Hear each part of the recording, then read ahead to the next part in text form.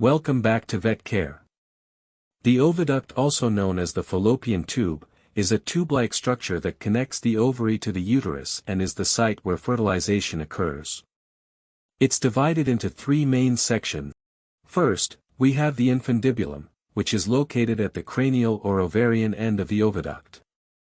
Structurally, it's funnel-shaped and lined with finger-like projections called fimbriae.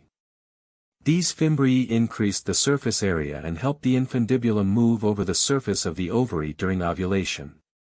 This movement helps capture the newly released oocyte, or egg, and direct it into an opening called the ostium, which leads to the next part of the oviduct.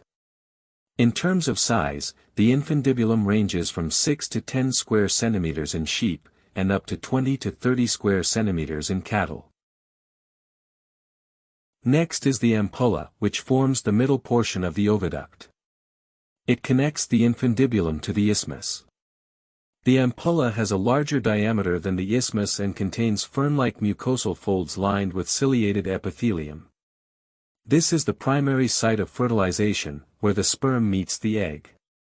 The cilia and muscle contractions help transport both the sperm and the oocyte toward each other.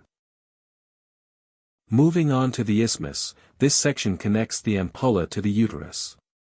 It has a smaller diameter, thicker muscular walls, and fewer mucosal folds compared to the ampulla. The isthmus plays an essential role in transporting the fertilized egg, now called a zygote, to the uterus. It also secretes fluids that support sperm function and help early embryonic development before the embryo enters the uterus.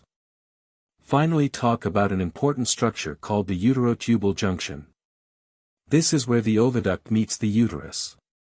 In cows, when estrogen levels are high, the uterotubal junction forms a kink, like a bend in a tube, that blocks the embryo from moving into the uterus too early. When estrogen levels drop, the kink straightens out, and the embryo can pass into the uterus. In swine, this junction acts as a barrier to sperm, helping to prevent too many sperm from reaching the egg and reducing the chances of polyspermy, which is when an egg is fertilized by more than one sperm.